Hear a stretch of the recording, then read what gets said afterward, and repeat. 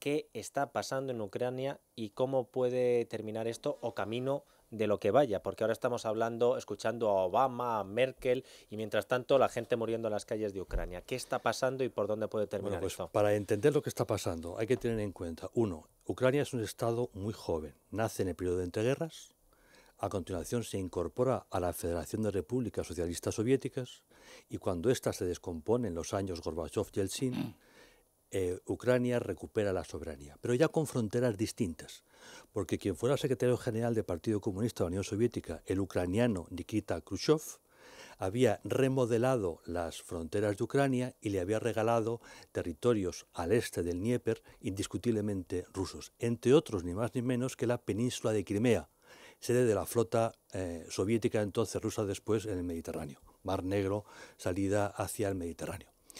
La nueva Ucrania es un país que no tiene una cohesión social, que no tiene eso que llamamos sociedad civil, está muy lejos de ello, y que tiene población, digamos, característicamente ucraniana, más volcada hacia el oeste, y característicamente rusa, más volcada hacia el este.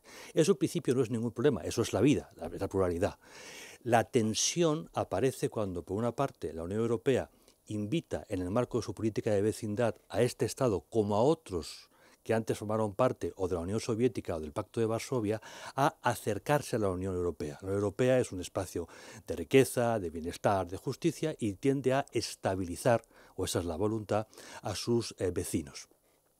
Esa aproximación de Ucrania hacia Europa molesta profundamente al alma rusa, al nacionalismo ruso, hoy caracterizado por la personalidad del presidente Putin.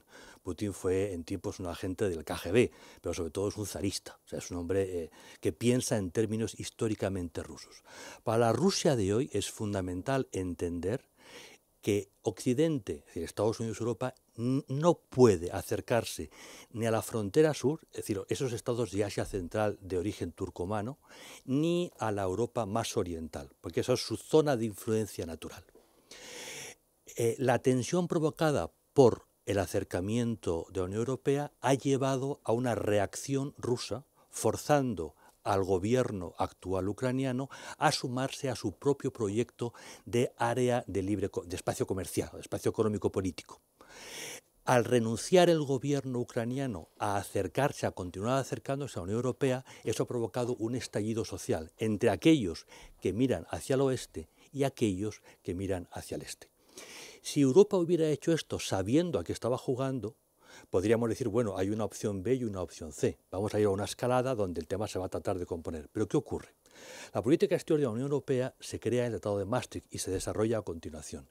Y es un marco institucional no dotado de estrategia, no dotado de política. Es una maquinaria que promueve unos valores que están en los tratados, pero que en realidad no recoge el sentir de los estados europeos.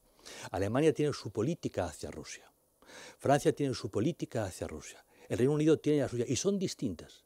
Eso quiere decir que a la hora de verdad, cuando Europa avanza en una dirección, al mínimo problema se rompe la cohesión interna. Rusia sabe que Alemania jamás le va a poner medio problema, ni medio.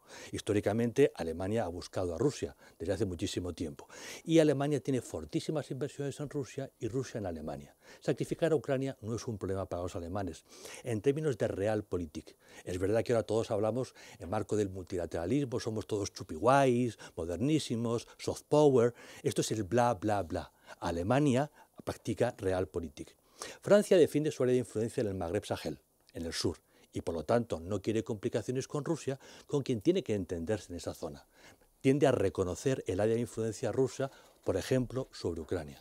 Solo el Reino Unido es contrario, porque el Reino Unido es periférico dentro de la Unión Europea.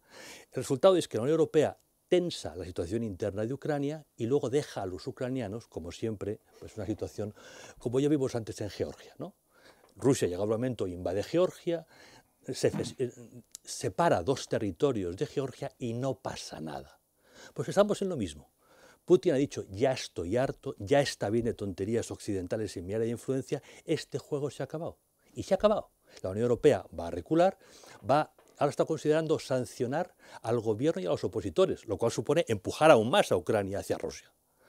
Es sencillamente un juego bien pensante sin darnos cuenta de los efectos que ese juego tiene en esa zona. En Ucrania no hay ni buenos ni malos. A diferencia de Venezuela, que es el caso parejo que estamos viendo. En Venezuela hay buenos y malos, aquí no. Aquí hay visiones, hay culturas, hay intereses y hay una sociedad que no está cuajada, que no sabe quién es y, consiguientemente, que tiene distintas visiones de a dónde va.